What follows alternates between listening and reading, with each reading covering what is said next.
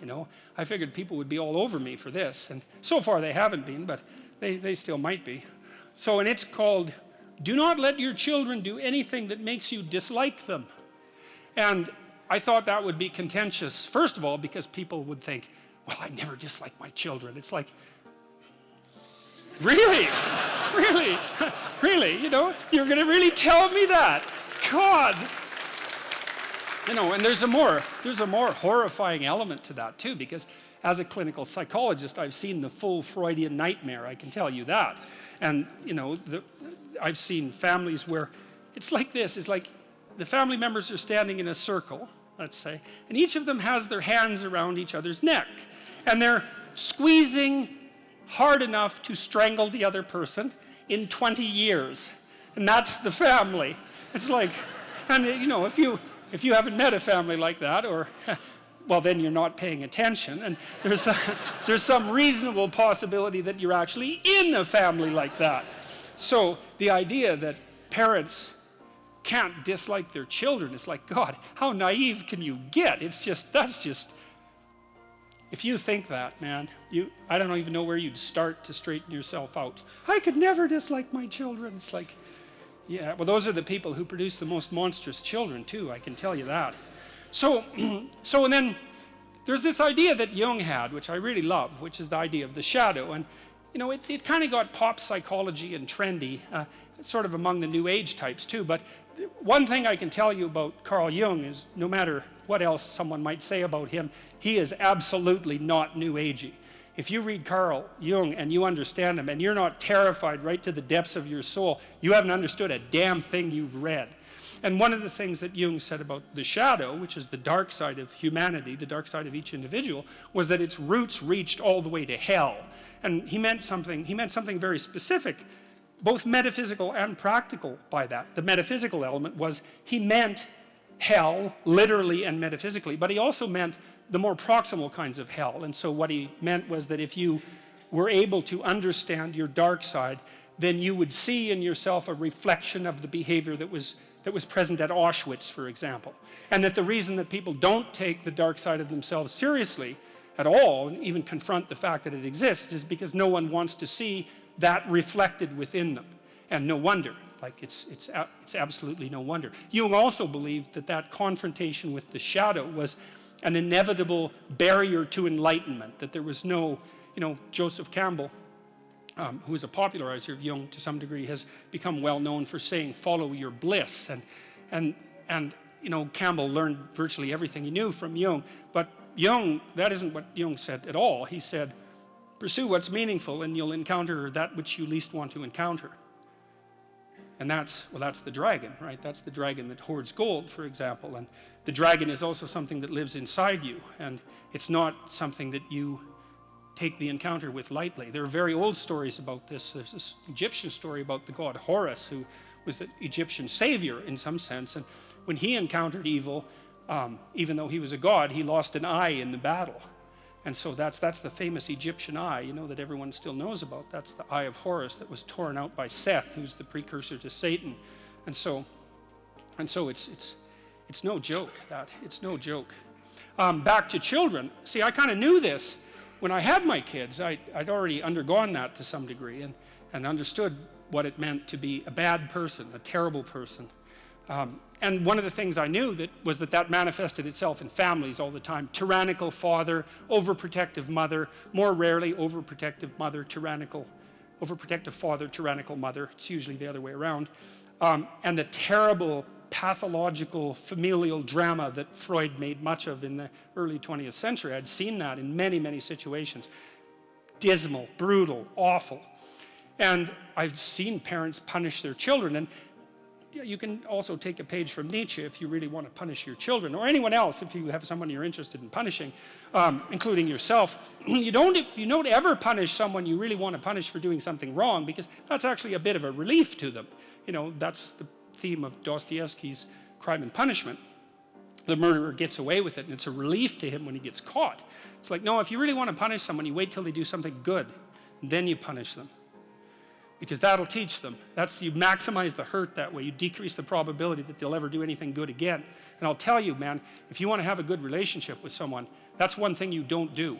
You open your bloody eyes, and if they do something that you would like them to do again, then you tell them how much you appreciated the fact that that happened, and you hope that it replicates, you know. You see, that's if there's one thing you can take away from tonight's lecture, that's an extraordinarily useful thing to know. Watch, and when people do something that they should do more of, say, look, I saw that you did this specific thing. I saw that it took some effort. Here's what it meant. Here's how I observed it. It's like, keep that up. And man, if you love someone, you do that to them. That's encouragement. That's such a great thing.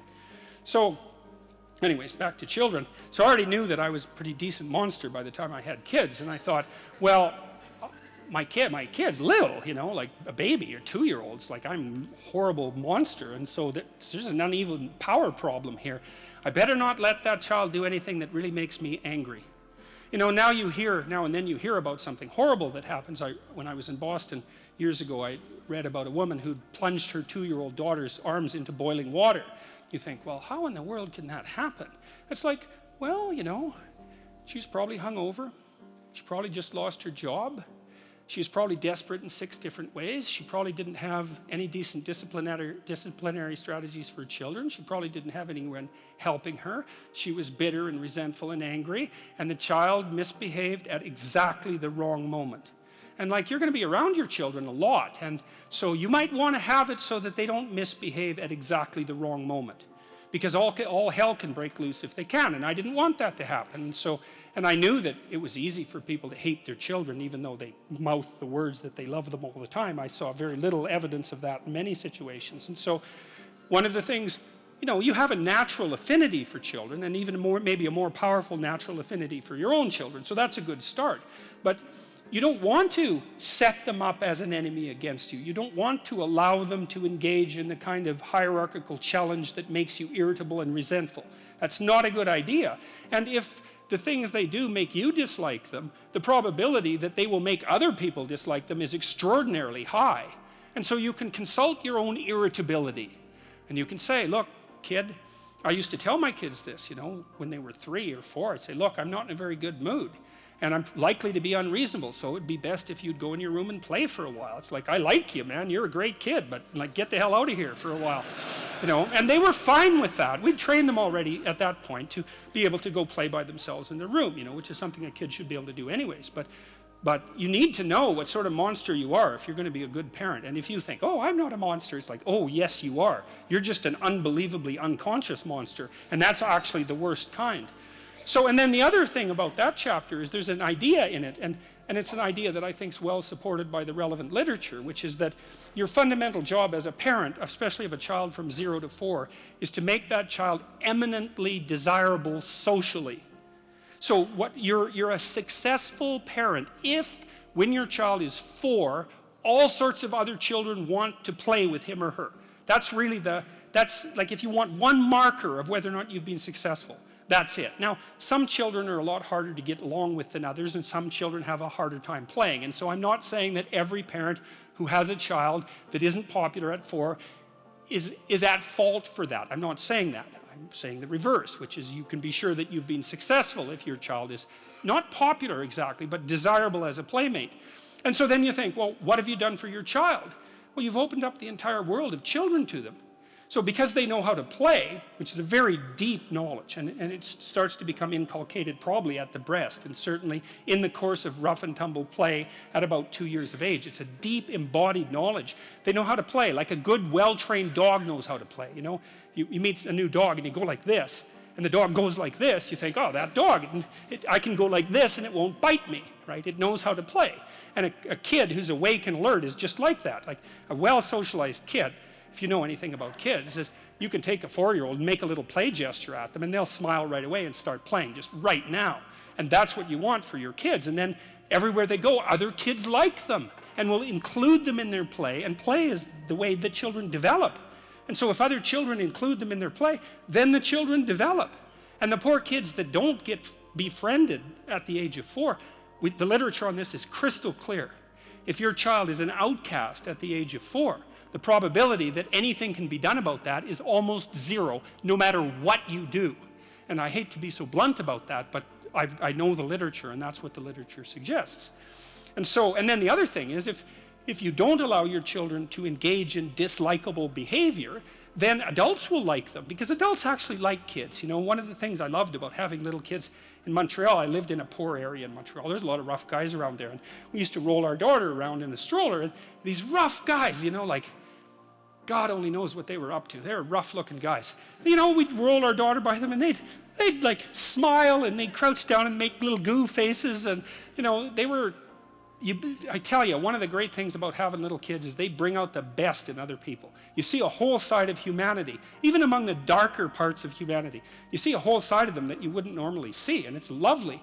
And the thing is, if you're good to your kid in the real way, you can help them maintain that tremendous attractiveness that they have as young children, and to respond to adults properly, like a puppy that wags its tail instead of growls and, you know, goes for your ankle. And then wherever they go, adults welcome them and teach them things and pat them on the head and smile at them genuinely, instead of saying, oh my God, here comes that couple with that goddamn brat again. You know, which is that's a horrible thing to do to a child, because then everywhere they go, all the goodwill is false. You know, there's nothing that you can do to someone that's more terrible than to put them in a world where all the goodwill directed towards them is false. That's a terrible thing.